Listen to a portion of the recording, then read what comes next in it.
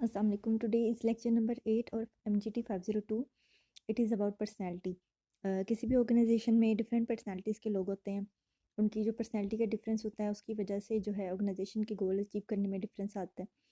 कुछ लोग जो है वो जल्दी जो कोई भी है वो चीज़ को कर लेते हैं, फिर कुछ लेट करते हैं. इस वजह से पर्सनालिटी की बेस पे डिफरेंस आता है. और जो है वो लोगों में मतलब कि हर बंदे की डिफरेंट कैपेसिटी होती है काम करने की, डिफरेंट उनका काम करने का तरीका कार होता है. तो डिफरेंट लोगों की पर्सनैलिटी को प्रेडिक्ट करना पड़ता है किसी भी मैनेजर को एक ऑर्गेनाइजेशन को रन करने के लिए. तो वो डिफरेंट तरह से जो है वो डिफरेंट तरह से प्रिडिक्ट करने की कोशिश करता है कि कौन सा बंदा किस तरह का है, किस तरह से वो इस काम को लेता है. तो डिफरेंट तरह की जो पर्सनैलिटी के बारे में जो है ना उसको नॉलेज होना चाहिए कि किस पर्सनैलिटी के लोग किस तरह से होते हैं, क्या होते हैं. तो पर्सनैलिटी है वो हम कहते हैं किसी भी पैटर्न ऑफ बिहेवियर जो होता है इंसान का, और कोई भी जो बिहेवियरल टेंडेंसी होती है उसको हम कहते हैं पर्सनैलिटी है ये किसी भी बंदे की. और किसी भी तरह वो एक्ट और रिएक्ट कर रहा होता है उसे हम कहते हैं ये पर्सनैलिटी है उसकी. और किस तरह से वो एक दूसरे को अंडरस्टैंड करते हैं लोग, किस तरह से जो है वो इंटरेक्ट करते हैं, इसको हम पर्सनैलिटी कहते हैं. Stable set of psychological attributes होते हैं ये, जो हर बंदे के डिफरेंट होते हैं. हर बंदे की पर्सनैलिटी डिफरेंट होती है दूसरे बंदे से. एक होती है नेचर जो हेरिडिटी में होती है, और एक होती है नर्चर जो इंसान की पैटर्न ऑफ लाइफ एक्सपीरियंसेस होते हैं, मतलब डिफरेंट एक्सपीरियंसेस होते हैं इंसान के. तो इन दोनों को मिला के जो है वो पर्सनैलिटी बनती है इंसान की. बिग फाइव पर्सनैलिटी ट्रेट्स क्या है जी कि ये इसमें पर्सनैलिटी ट्रेट्स हैं 5 तरह के, जिसे हम कहते हैं कि जी इंसान में अगर ये कम हो या ज़्यादा हो तो उसकी पर्सनैलिटी डिफरेंट होती है. मतलब कि इसमें एग्रीएबलनेस हो सकती है, कंसेंशियसनेस, नेगेटिव इमोशनैलिटी, एक्सट्रोवर्जन, ओपननेस. मतलब कि या तो वो हर चीज़ पे एग्री होगा, जल्दी से हो जाएगा, या तो वो इमोशनल बहुत ज़्यादा होगा या कम होगा, एक्सट्रोवर्ट होगा या इंट्रोवर्ट होगा, लोगों के साथ घुलने मिलने वाला होगा या फिर अकेला रहने वाला होगा. या ओपननेस होगा, मतलब उसमें ओपननेस होगी हर चीज़ को खुले दिल से कबूल करने की, या फिर वो नैरो माइंडेड होगा. तो ये 5 पर्सनैलिटी ट्रेट्स हैं जिसे हम कहते हैं बिग 5 पर्सनैलिटी ट्रेट्स. तो इसकी बेस पे हर बंदे में जो है वो डिफरेंस आता है. कुछ लोग ओपन होते हैं, एक्सट्रोवर्ट भी होते हैं, कुछ इंट्रोवर्ट होते हैं, नेगेटिव इमोशनैलिटी होती है. इस तरह डिफरेंट पर्सनैलिटीज़ बनती हैं हर बंदे की. तो एक ऑर्गेनाइजेशन में डिफरेंट तरह के लोग होते हैं और उनको जो है वो साथ लेकर चलने के लिए थोड़ी सी मेहनत करनी पड़ती है. उनकी पर्सनैलिटी को समझ कर उनको साथ लेकर चलना पड़ता है. पर्सनैलिटी जो है वो उसकी नेचर क्या है? Acknowledge and appreciate that workers' feelings, thoughts, attitudes, and behaviors are partially determined by their personalities, which are difficult to change. Adjust your own behavior to work with them. मतलब कि उनको थोड़ा सा चेंज करना जो है वो डिफरेंट होता है, इसलिए आप इस तरह के टैक्टिक्स के साथ चलें कि आपको जो है वो मतलब कि उनको मैनेज इजीली आप कर सकें. ये नहीं कि ऑर्गेनाइजेशन में लड़ाइयाँ हो रही हैं, बॉस ने ऑर्डर कर दिया कि ऐसे करना है तो ऐसे ही करना है, और डिफरेंट जो लोग हैं वो वर्कर भाग गए हैं ऑर्गेनाइजेशन को छोड़ कर के भाई यहाँ पे तो बॉस बड़ा सख्त है. बल्कि बॉस को चाहिए कि वो सबकी पर्सनैलिटी को देखे, साथ सबको लेकर चले. When trying to understand workers' attitude and behaviors, remember that they are determined by their interaction of an individual personality and situation. मतलब कि कोई भी एक्सपीरियंस जो है वो आपकी पर्सनैलिटी पे बेस करेगा और सिचुएशन पे बेस करेगा. तो आपने ये चेक करना है. If possible structure the work environment to suit an individual personality. आप इस तरह का इन्वायरमेंट बनाएं कि वो हर बंदे की पर्सनैलिटी जो है उसके मुताबिक उसको एडजस्टमेंट हो सके. Encourage an acceptance and appreciation of the diverse personalities in the organization. आप इंकरेज करें और अप्रिशिएट करें कि डाइवर्स पर्सनालिटीज़ को. ये नहीं कि आप कहें कि सब लोग एक ही तरह के हों तो हम इजीली जो है ना एक ही रूल प्रोसीजर पे अपनी ऑर्गेनाइजेशन को चला लेंगे. नहीं, बल्कि आप जो है इंकरेज करेंगे डिफरेंट तरह के लोगों को डिफरेंट तरह से मैनेज करें. तो लोगों में फिर जो है वो बहुत ज़्यादा इंकरेजमेंट होगी, अच्छा काम करेंगे. अब बिग 5 मॉडल को जो हम थोड़ा सा डिटेल से देख लेते हैं. एक्सट्रोवर्जन है, इसमें इमोशनल स्टेबिलिटी है, एग्रीएबलनेस है, और कंसाइंशियसनेस है, और ओपननेस टू एक्सपीरियंस है. इसको हम थोड़ा सा डिटेल में देख लेते हैं. अच्छा, पहले तो ये ट्रेट की डेफिनेशन मैं आपको बता दूं कि एक इंसान में डिफरेंट तरह के ट्रेट्स होते हैं. तो ट्रेट जो है वो एक इंसान के अंदर पर्सनैलिटी में कंपोनेंट होते हैं, और जो डिफरेंट टेंडेंसी जो है वो उसको डिस्क्राइब करते हैं कि किस तरह से एक बंदा फील करता है, थिंक करता है या एक्ट करता है. तो डिफरेंट ट्रेट्स जो है ना वो मिलकर पर्सनैलिटी बनाते हैं. एक ट्रेट में हमारा ये होगा कि हम किस तरह से कौन ट्रेट, इसे हम उर्दू में कह सकते हैं इजी वर्ड में खसूसियत, कोई खासियत होती है इंसान में. तो ये डिफरेंट ट्रेट्स मिलकर जो है वो इंसान की पर्सनैलिटी को बनाते हैं. और बिग 5 मॉडल जो है पर्सनैलिटी का जो मॉडल है वो डिफरेंट डायमेंशंस को जो है वो शो करता है। इसको हम डिटेल में पढ़ लेते हैं। एक्सट्रोवर्जन है जी कि कोई भी बंदा जो है वो एक्सट्रोवर्ट है, मतलब कि tendency to be social, friendly and expressive, मतलब कि सोशल होगा, वो लोगों के साथ मिलेगा जुलेगा, फ्रेंडली होगा, एक्सप्रेसिव होगा, अपनी फीलिंग्स को एक्सप्रेस करेगा। पॉजिटिव एक्टिविटी भी हम कह सकते हैं इसको, is one of the big five personality trait and describe the very disposition of individual to experience positive emotional states and feel good about themselves and the world, मतलब उनको अच्छा लगता है लोगों के साथ मिलना जुलना, हंसना खेलना। Extrovert are more sociable, affectionate and friendly than extrovert and experience high level of job satisfaction। जो एक्सट्रोवर्ट होंगे ऑफकोर्स सोशल होंगे, तो लोगों से घुले मिल लेंगे, अच्छा टाइम उनका गुजरेगा, तो वो जॉब सेटिस्फेक्शन उनकी हाई होती है। इन कंट्रास्ट टू इंट्रोवर्ट जो कि घुलते मिलते नहीं, साइड पे बैठे रहेंगे। Emotional stability refer to the tendency to experience positive emotional states, मतलब कि आप कितने इमोशनल हो, पॉजिटिव हो या नेगेटिव हो। न्यूरोटिसिज्म और negative effectivity refers to positive dispositions to experience negative emotional states, feel distressed and view the world around them negatively। अगर आप इमोशनली न्यूरोटिक हो या आपके अंदर नेगेटिव इफेक्टिविटी है, आप इमोशनल जो है नेगेटिव एक्सपीरियंसेस हैं आपके, इमोशनली आपके स्टेट जो है वो नेगेटिव है, तो आपको टेंशन होगी, आप नेगेटिव सोचोगे। डेविल एडवोकेट भी बन जाते हैं इस तरह के लोग, pointing out problems with a proposed course of action, मतलब हर चीज़ में नुक्स निकालने वाले। Individual high on neuroticism often experience negative moods, feel stress and have a negative orientation at work, मतलब टेंशन में रहेंगे हर time. They are more critical of their own performance, अपनी परफॉर्मेंस पर भी वो क्रिटिसाइज ही करेंगे। A tendency that drive them to make improvements and excel in critical thinking and evaluation, मतलब इससे ये होता है, लेकिन फ़ायदा होता है कि वो क्रिटिकल मतलब थिंकिंग में जो है ना वो बहुत ज़्यादा हो जाते हैं, मतलब इम्प्रूव होती है उनकी, और इवेलुएट करते हैं हर चीज़ को अच्छे से। In group decision making these individuals exert a sobering influence by pointing out the negative aspects of a decision, मतलब ग्रुप में ये फ़ायदा होता है कि नेगेटिव जो चीज़ है ना वो उनमें जो है ना वो हमें पता चल जाता है कि क्या चीज़ हमारे अंदर खामी है। एग्रीबलनेस मीइंग courteous, forgiving, tolerant, trusting and self-hearted।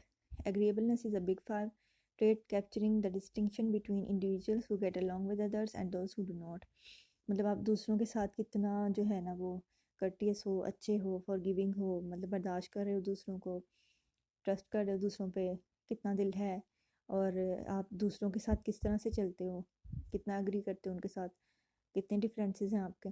अगर आप हाई एग्रीएबल हो तो आपके कम डिफरेंसेस होंगे, अच्छे से चलोगे, अगर लो हो तो फिर आपके अंदर डिफरेंसेस होंगे। Individual high in the agreeableness are caring, affectionate and likable, whereas individuals low in this dimension are antagonistic, mistrustful, unsympathetic and uncooperative।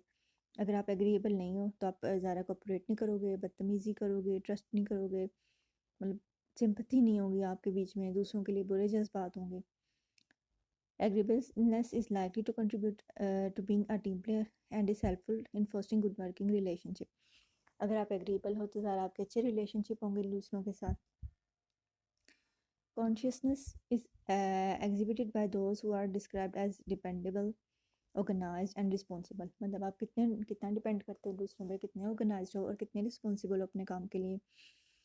Big five trait of consciousness refers to the extent to which an individual is careful, कितना carefully काम करता है वो, scrupulous and persevering. Individual high on this dimension are organised and self discipline, वो बहुत ज़्यादा organise होते हैं, डिसिप्लिन होते हैं। इंडिविजुअल लो में be lack direction and self discipline, ज़्यादा जो लो होंगे उनमें डायरेक्शन नहीं होगी कोई भी, सेल्फ डिसिप्लिन नहीं होगा। Consciousness has been found to be a good predictor of performance in many jobs in a wide variety of organization। ज़्यादा जितना बंदा केयरिंग होगा उतना आप अच्छे से काम करोगे, ध्यान से काम करोगे, कम होगे तो आप कम ध्यान से काम करोगे, आपकी कोई डायरेक्शन नहीं होगी, डिसिप्लिन नहीं होगा। Openness to experience reflect to the extent to which an individual has broad interest and is willing to be a risk taker, मतलब आप कितने एक्सपीरियंस के लिए ओपन हो, कितना आप रिस्क ले सकते हो, कितनी आपकी ब्रॉड इंटरेस्ट है। Openness to experience is a trait that refers to the extent to which an individual is original, is open to a wide variety of stimuli has broad interest and is willing to take risk rather than being narrow minded or cautious. मतलब आप कितने experience कर सकते हो, कितना आप open हो कोई नई चीज़ें करने के लिए. For openness to experience to be translated into creative and innovative behavior in an organization, the organization must remove obstacle to innovation. मतलब ऑब्स्टिकल नहीं होनी चाहिए. कोई लोग नया काम करना चाहते हैं तो उनको करने देना चाहिए. योगी जी बिग 5 पर्सनैलिटी ट्रेड्स. नेक्स्ट है जी other organisationally relevant personality traits. और क्या क्या लोगों में ट्रेड्स हो सकते हैं. अदर इंपॉर्टेंट ट्रेड्स हैं जी लोकस ऑफ कंट्रोल. मतलब कि किस तरह से आप कंट्रोल हो रहे हो.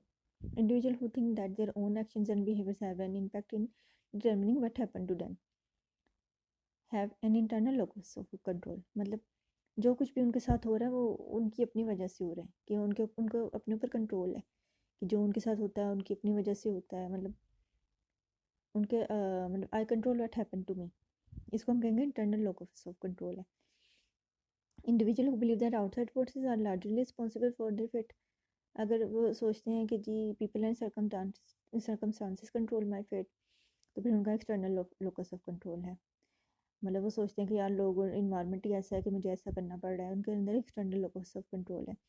Internal are more easily motivated and need less supervision. ज़रा आप अगर आपका इंटरनल लोकस ऑफ कंट्रोल है, आप अच्छे से अच्छा करना चाहोगे, आप कोशिश भी करोगे, फिर आपको सुपरविजन की भी ज़रूरत नहीं होगी, आपने खुद ही करना है जो भी करना. अगर आप एक्सटर्नल हो फिर आपको भी हमें अच्छा सुपरवाइजर मिले, अच्छे इन्वायरमेंट मिले, फिर हम काम करेंगे. नेक्स्ट है जी self monitoring. Self monitoring refers to the extent to which people try to control the way they represent themselves to other. मतलब आप खुद को मॉनिटर कर रहे हो कि आप दूसरों को किस तरह से लग रहे हो. मतलब हम समटाइम सोचते हैं ना कि हम ऐसे करेंगे तो हम कैसा लगेगा मीटिंग में, अगर हम ऐसा बोलेंगे. खुद को हम सोच रहे हैं कि हम बॉस हैं, और हाँ, और अपने हमारे सामने जो है ना वो बंदा अपने आप को सोच रहा होता है कि मैं बोल रहा हूँ तो मैं कैसा लग रहा हूँ. Individual high on self monitoring behave in socially acceptable manner. ज़रा वो सोच समझ के बिहेव करेंगे भाई, कि अगर कोई हमारे सामने इस तरह से बात करे तो हमें कैसा लगेगा, तो इसलिए वो सोच समझ के करते हैं जो भी करते हैं.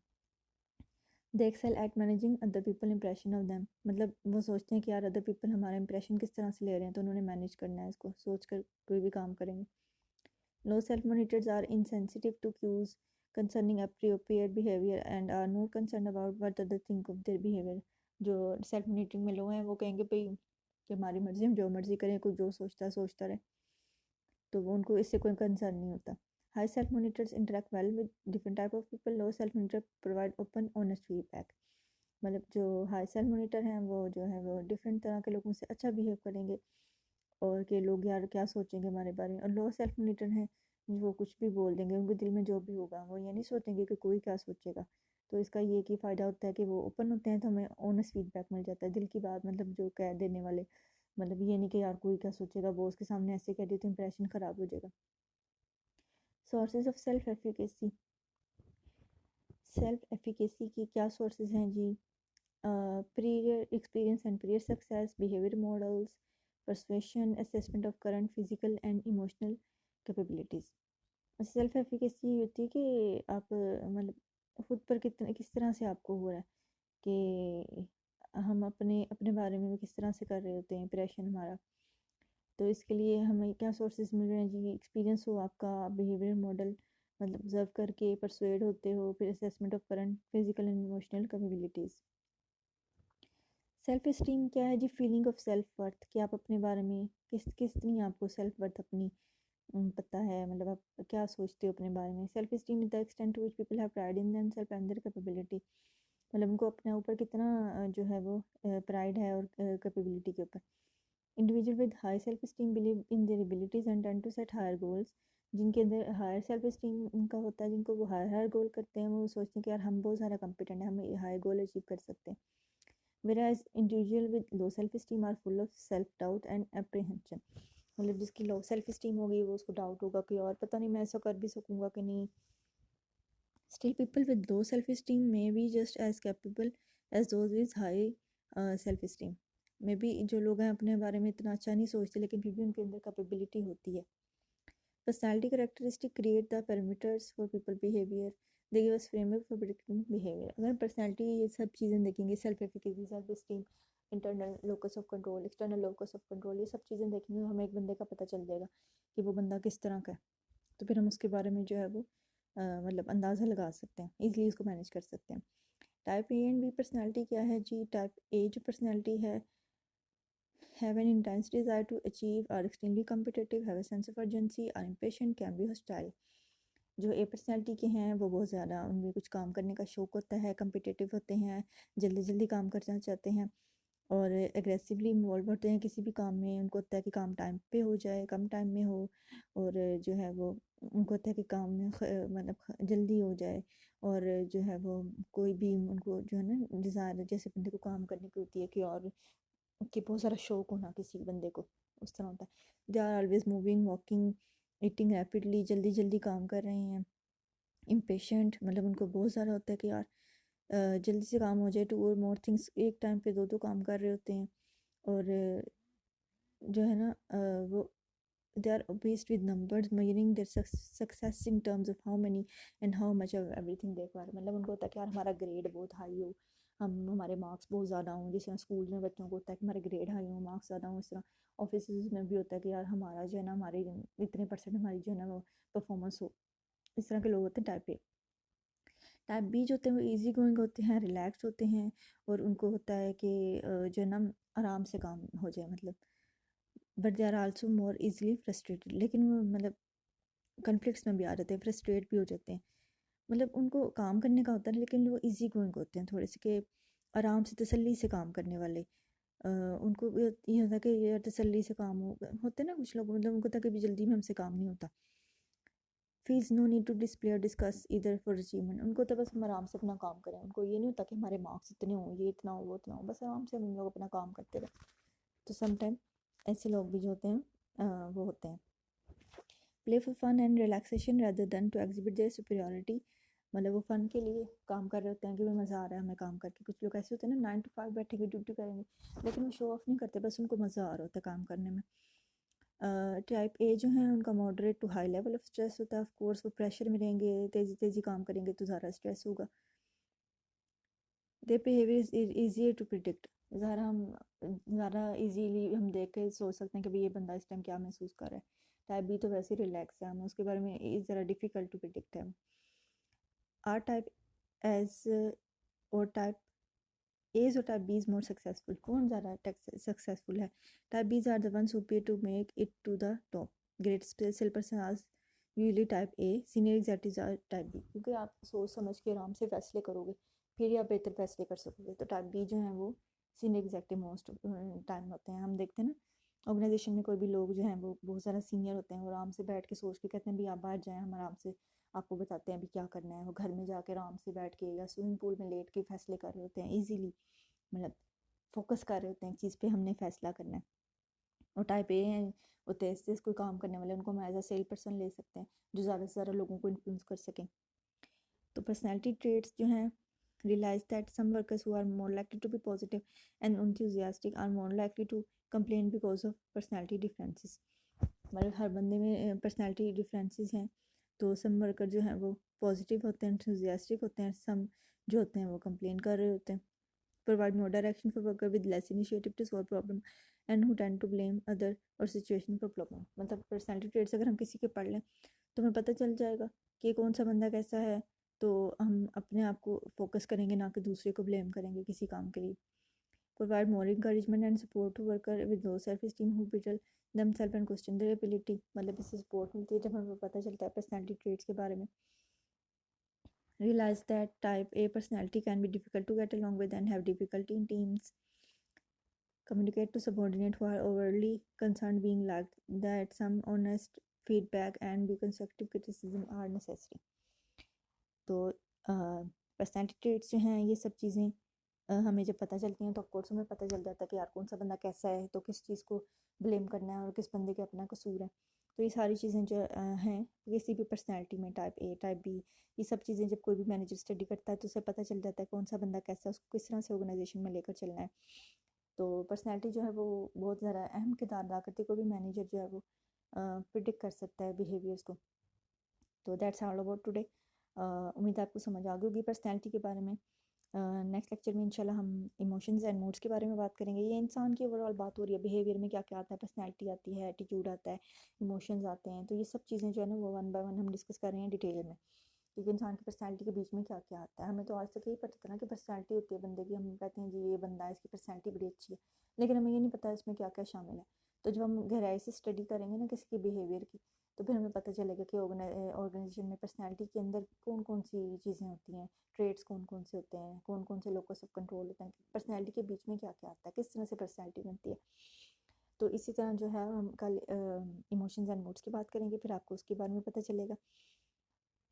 उम्मीद है आपको लेक्चर समझ आ गया होगा। हमारे चैनल को सब्सक्राइब कर लें ताकि आने वाली हर वीडियो आपको मिल सके। Thank you so much. अल्लाह हाफिज़।